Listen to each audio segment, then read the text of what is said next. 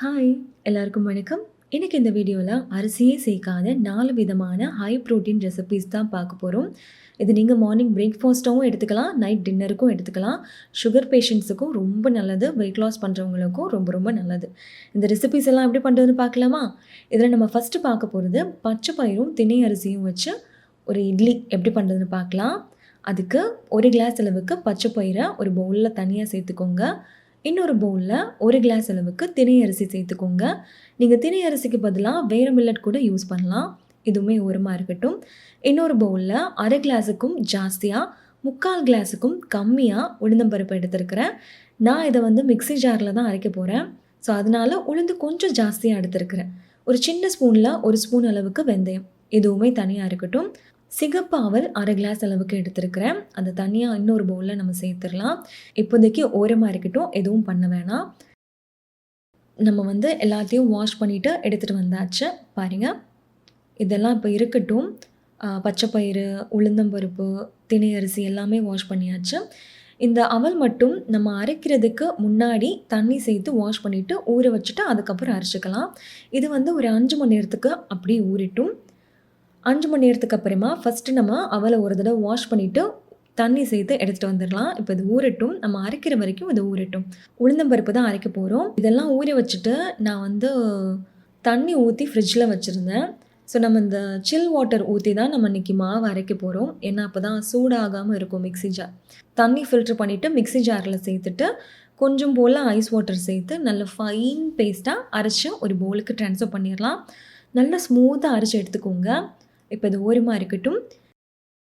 இப்போ இதே மிக்ஸி ஜார்ல பச்சை பயிறு இருக்கு இல்லையா? அத மட்டும் வந்து தண்ணி ஃபில்டர் பண்ணிட்டு மிக்ஸி ஜார்ல சேர்த்து, கொஞ்சம் போல தண்ணி சேர்த்து, கொரன்னு ஒரு டெக்ஸ்சர்ல இருக்கணும். ஃபைனா அரைச்சிடக்கூடாது. நம்ம தோசை பண்றோம் அப்படின்னு நல்லா ஃபைனா அரைச்சு எடுத்துக்கலாம். பட் இட்லி அப்படிங்கிறப்போ லைட்டா ஒரு கொரன்னு ஒரு டெக்ஸ்சர்ல தான் இருக்கணும். அப்பதான் நமக்கு இட்லி வந்து நல்லா வரும். பாருங்க. லைட்டா கொரன்னு ஒரு டெக்ஸ்சர்ல இருக்கணும்.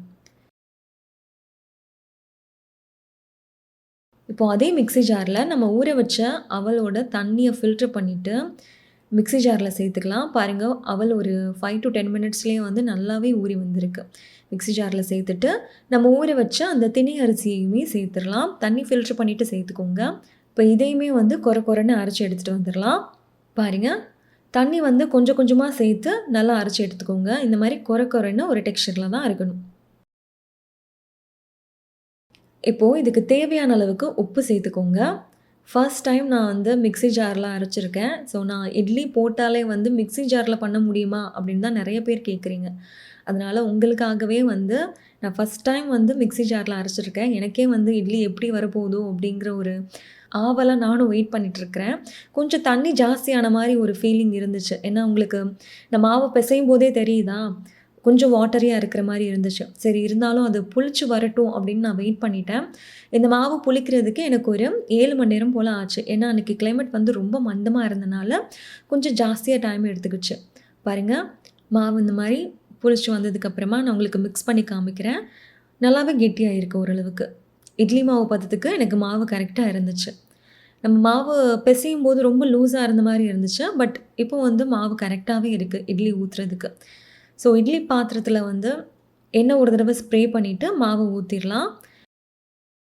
இட்லி பாத்திரத்தில வந்து தண்ணி கொதிச்சிட்ருக்கு. நம்ம இப்ப இத தூக்கி வச்சிரலாம். பாருங்க, இந்த மாரி நல்லா தண்ணி கொதிச்சதுக்கு அப்புறமா, நம்ம இட்லி ஸ்டாண்ட உள்ள வச்சு ஒரு 12 நிமிஷத்துக்கு நீங்க குக் பண்ணா போதும். மீடியம் ஃப்ளேம்ல வச்சு 12லருந்து 13 நிமிஷத்துக்கு குக் பண்ணா சூப்பரா வெந்துரும். ஒரு தடவ வந்து கைய ஈரம் பண்ணிட்டு இந்த மாரி தொட்டு பாருங்க. உங்க கையில மாவு ஒட்டாம வந்துருச்சு அப்படின்னா, ஸ்டவ் ஆஃப் பண்ணிட்டு, கொஞ்சம் ஆறுனதுக்கு அப்புறமா நம்ம எடுத்துரலாம். ரொம்பவும் சாஃப்ட்டா வந்து இருந்துச்சு. ஃபர்ஸ்ட் டைம் நானே வந்து மிக்ஸில ட்ரை பண்ணியிருந்தேன். உளுந்து மட்டும் கொஞ்சம் ஜாஸ்தியா போடுற மாரி இருந்துச்சு. மத்தபடி எல்லாம் ஓகே தான். பாருங்க, எவ்ளோ சாஃப்ட்டா வந்திருக்கு அப்படின்னு. நானே எதிர்பார்க்கல. மிக்ஸி ஜார்ல அரைச்சு இவ்ளோ சாஃப்ட்டா வரும் அப்படின்னு நான் சுத்தமா எதிர்பார்க்கல. ஸோ, கண்டிப்பா நீங்களும் ட்ரை பண்ணி பாருங்க. மிக்ஸியிலேயே அரைச்சு பாருங்க. நல்லாவே வந்துச்சு. இதுக்கு சைட் டிஷ்ஷா வந்து வெங்காயம், தக்காளி சட்னி தான் பண்ணியிருந்தோம். ரொம்பவும் டேஸ்ட்டா இருந்துச்சு. கண்டிப்பா ட்ரை பண்ணி பாருங்க. அடுத்து நம்ம பார்க்க போற ரெசிபி ராகி உப்பு உருண்டை. எப்படி பண்ணுறதுன்னு பார்க்கலாமா? ஒரு பேன்ல 1 ஸ்பூன் அளவுக்கு மட்டும் எண்ணெய் சேர்த்துக்கோங்க. 1/4 ஸ்பூன் கடுகு, கடலைப்பருப்பு 1 ஸ்பூன், ஜீரகம் 1/2 ஸ்பூன், உளுந்தம்பருப்பு 1 ஸ்பூன், பச்சைக்கடலை ஒரு 2 ஸ்பூன் அளவுக்கு சேர்த்துருக்கிறேன். இதுக்கு தாளிப்பு தான் ரொம்ப இம்பார்ட்டன்ட். நீங்கள் இன்னுமே கூட தாளிப்பு சேர்த்துக்கலாம். லைட்டாக ரோஸ்ட் பண்ணதுக்கப்புறமா ஃபைனாக சாப் பண்ணி வச்ச ஒரு பெரிய சைஸ் கேரட்டை நான் அதில் சேர்த்துருக்கிறேன். நீங்கள் உங்களுக்கு இந்த ஸ்டேஜில் வந்து வெங்காயம் சேர்த்தா பிடிக்கும் அப்படின்னா நீங்கள் அது கூட சேர்த்துக்கலாம். நான் வந்து சேர்க்கலை. ஸோ ஒரு கேரட் மட்டும் நான் சேர்த்துக்கிட்டேன்.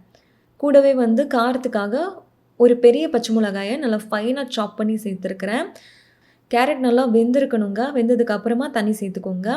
இந்த கிளாஸில் தான் நான் இன்றைக்கி ராகி மாவு எடுக்க போகிறேன். ஸோ அதே கிளாஸில் 2 கிளாஸ் அளவுக்கு நான் தண்ணி சேர்த்துருக்கிறேன்.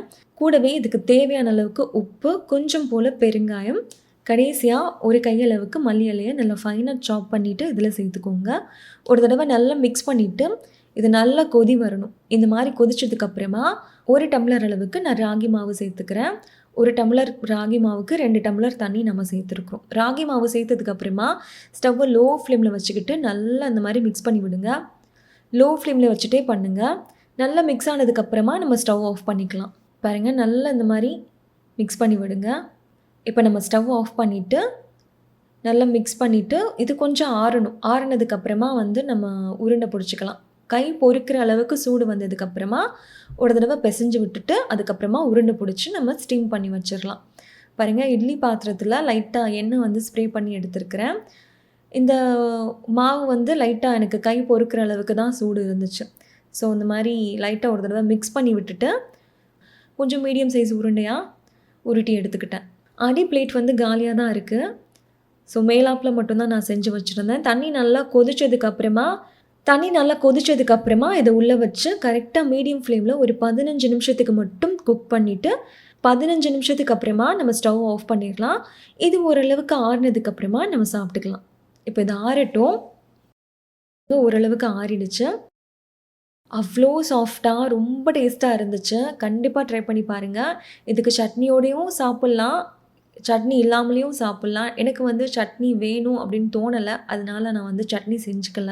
நல்லா வெந்தும் இருந்துச்சு. கண்டிப்பாக ட்ரை பண்ணி பாருங்கள். அடுத்து நம்ம பார்க்க போகிற ரெசிபி சோள உப்புமா எப்படி பண்ணுறது பார்க்கலாமா? அதுக்கு 1 கிளாஸ் அளவுக்கு நான் ஒயிட் சோளம் எடுத்துருக்கிறேன். அது ஒரு பவுலில் சேர்த்துட்டு நல்லா வாஷ் பண்ணிவிட்டு தண்ணி சேர்த்து எடுத்துகிட்டு வந்திருக்கிறேன். இது ஒரு 10 மணி நேரத்துக்கு அப்படியே ஊறணும். நான் வந்து ஓவர் நைட் ஊற விட்டுருந்தேன், மார்னிங் பண்ணலாம் அப்படின்னு. 10 மணி நேரத்துக்கு அப்புறமா இந்த தண்ணியை ஃபில்ட்ரு பண்ணிவிட்டு இது ஒரு குக்கருக்கு ட்ரான்ஸ்ஃபர் பண்ணிடுங்க. இந்த கிளாஸில் தான் நான் வந்து சோளம் எடுத்தேன். இதே கிளாஸில் வந்து நான் 3 கிளாஸ் அளவுக்கு தண்ணி சேர்த்துக்க போகிறேன். தண்ணி சேர்த்துட்டு இதுக்கு தேவையான அளவுக்கு உப்பு லைட்டாக சேர்த்துக்கோங்க.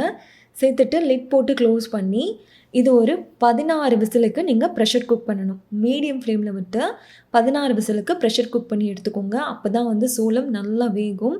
10 விசில் விட்டாலும் நல்லா வேகாது. நான் வந்து ஒரு 16 விசிலுக்கு விட்டுருந்தேன். பாருங்கள், சோளம் நல்லா வெந்து வந்திருக்கு. இந்த மாதிரி ஃபில்ட்ரு பண்ணி எடுத்துக்கோங்க. மசிச்சு பார்த்தா உங்களுக்கு வந்து மசியணும், அந்த அளவுக்கு குக் ஆகிருக்கணும். அப்போ தான் உங்களுக்கு வந்து சூ பண்ணி சாப்பிட்றதுக்கு கொஞ்சம் ஈஸியாக இருக்கும். இல்லைன்னா ரொம்ப ஹார்டாக இருக்கிற மாதிரி இருக்கும்.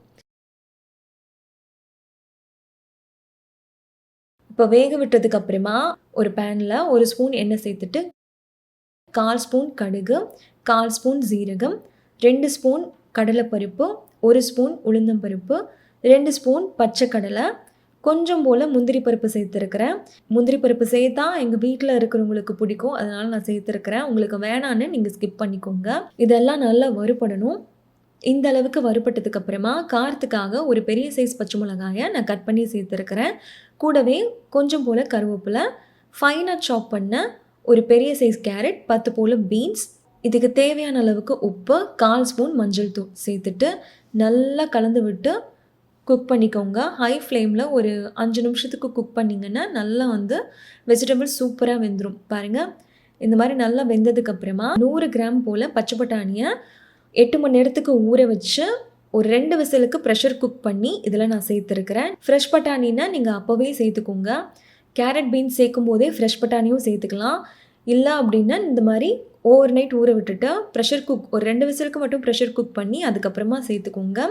சேர்த்துட்டு நல்லா இந்த மாதிரி கலந்ததுக்கப்புறமா நம்ம வேக வச்ச அந்த சோளம் இருக்கு இல்லையா, அதையும் சேர்த்துட்டு கடைசியாக ஃபைனாக சாப் பண்ண மல்லி இலையும் சேர்த்துக்கோங்க. சேர்த்துட்டு ஒரு மீடியம் ஃப்ளேமில் ஒரு 2-3 நிமிஷத்துக்கு நல்லா இந்த மாதிரி கலந்து விட்டிங்கன்னா நம்மளோட சோள உப்புமா சூப்பர் டேஸ்ட்டில் ரெடி ஆயிருக்கும். மஸ்ட் ட்ரை ரெசிபிங்க. கண்டிப்பா ட்ரை பண்ணி பாருங்க. ரொம்ப டேஸ்ட்டா இருந்துச்சு. நீங்க இத மார்னிங் பிரேக்ஃபாஸ்ட்டாவும் எடுத்துக்கலாம். நைட் டின்னருக்கும் எடுத்துக்கலாம். இதுக்கு வந்து சைட் டிஷ் எதுவுமே தேவைப்படாது. கண்டிப்பா ட்ரை பண்ணி பாருங்க. அரிசியே சேர்க்காத கொள்ளு தோசை எப்படி பண்ணுறதுன்னு பார்க்கலாமா? வெயிட் லாஸ்க்கு ரொம்பவும் ஹெல்ப் பண்ணும். இது பண்ணுறதுக்கு 1 கிளாஸ் அளவுக்கு கொள்ளு எடுத்திருக்கிறேன். அத ஒரு பவுல்ல சேர்த்துக்கோங்க. அதே கிளாஸ்ல 1/2 கிளாஸ் அளவுக்கு ராகி எடுத்திருக்கிறேன். அதே கிளாஸ்ல 1/2 கிளாஸ் அளவுக்கு தினை அரிசி எடுத்திருக்கிறேன். நீங்க தினை அரிசிக்கு பதிலா வேற மில்லட் கூட யூஸ் பண்ணலாம். அதே கிளாஸ்ல 1/2 கிளாஸ் அளவுக்கு உளுந்தம்பருப்பு எடுத்திருக்கிறேன். ஸோ நம்ம டோட்டலா 2 கிளாஸ் அளவுக்கு சேர்த்தோம் இல்லையா? கொள்ளு 1 கிளாஸ், அப்புறம் மில்லட் 1 கிளாஸ். 2 கிளாஸ்க்கு 1/2 கிளாஸ் உளுந்து கரெக்ட்டா இருக்கும். கூடவே கொஞ்சம் போல வெந்தயம் சேர்த்து, தண்ணி சேர்த்து நல்லா நம்ம வாஷ் பண்ணி எடுத்துக்கலாம். ஒரு 4, 5 டைம் நல்லா வாஷ் பண்ணி எடுத்துக்கோங்க. நெறைய டஸ்ட் இருக்கும். நீங்க யூஸ் பண்ற கொள்ளுல கல்லு இருக்கும் அப்டின்னா, ஒரு தடவ க்ளீன் பண்ணிவிட்டு அதுக்கப்புறமா யூஸ் பண்ணிக்கோங்க. இப்போ தண்ணி சேர்த்து நம்ம ஒரு 10 மணி நேரத்துக்கு இத ஊற வைக்க போறோம். இது ஊறட்டும். 10 மணி நேரத்துக்கு அப்புறமா பாருங்க நல்லா ஊறி வந்திருக்கு. கண்டிப்பா 10 மணி நேரத்துக்கு ஊற விட்டு எடுத்துக்கோங்க. இப்போ இந்த தண்ணிய ஃபில்டர் பண்ணிட்டு இது ஒரு மிக்ஸி ஜாருக்கு நம்ம ட்ரான்ஸ்ஃபர் பண்ணிக்கலாம். கூடவே அரைக்க தேவையான அளவுக்கு தண்ணி சேர்த்துக்கோங்க. நல்லா ஃபைன் பேஸ்ட்டா அரைச்சு இத ஒரு பவுலுக்கு நம்ம ட்ரான்ஸ்ஃபர் பண்ணிரலாம். பாருங்க, நல்லா ஸ்மூத்தா அரைச்சுக்கோங்க. இந்த அளவுக்கு நல்லா ஸ்மூத்தா அரைப்படணும். இதுக்கு தேவையான அளவுக்கு உப்பு சேர்த்து, நல்லா கை வச்சு நல்லா மிக்ஸ் பண்ணி விட்டுக்கோங்க. இந்த மாவு இப்போ வந்து புளிக்கணும். எனக்கு இந்த மாவு புளிக்கிறதுக்கு 8 மணி நேரம் போல ஆச்சு. பாருங்க இந்த மாரி புளிச்சு வந்ததுக்கப்புறமா ஒரு தடவ நல்லா மிக்ஸ் பண்ணி விட்டுக்கோங்க. மாவு கொஞ்சம் கெட்டியா இருக்கிற மாரி இருந்துச்சு. அதனால நான் கொஞ்சம் போல தண்ணி சேர்த்து தோசை மாவு பதத்துக்கு ரெடி பண்ணி எடுத்துக்கிட்டேன். இப்போ மாவு ரெடியா இருக்கு. நம்ம தோசை வந்து ரெடி பண்ணிரலாம். தோசை பேன் வந்து நல்லா சூடானதுக்கு அப்புறமா மீடியம் ஃப்ளேம்ல விட்டுட்டு நம்ம தோசை ரெடி பண்ணிரலாம். நான் இன்னைக்கு வந்து நெய் போட்டு தான் தோசை ரெடி பண்ணியிருந்தேன். ரொம்ப கம்மியா நெய் சேர்த்துக்கோங்க. நல்லா 2 பக்கமும் திருப்பி போட்டு நல்லா குக் பண்ணி எடுத்துக்கோங்க. பயங்கர டேஸ்ட்டா இருந்துச்சு. நமக்கு ஹோட்டல் ஸ்டைல்லயே வந்து நல்லா கிரிஸ்பியா சூப்பரா தோசை கிடைக்கும். எங்க வீட்ல இருக்கிற எல்லாருக்கும் பிடிச்ச ஒரு ஃபேவரட் தோசை தான் இது. இதுக்கு சைட் டிஷ்ஷா வந்து மஷ்ரூம் கிரேவி தான் பண்ணியிருந்தோம். ரொம்ப டேஸ்ட்டா இருந்துச்சு. கண்டிப்பா ட்ரை பண்ணி பாருங்க. இந்த ரெசிபீஸ் உங்களுக்கு பிடிச்சிருந்தா லைக் பண்ணுங்க, ஷேர் பண்ணுங்க. கோகிலா அகர்ஷன் சேனலுக்கு சப்ஸ்கிரைப் பண்ணுங்க. நன்றி, வணக்கம்.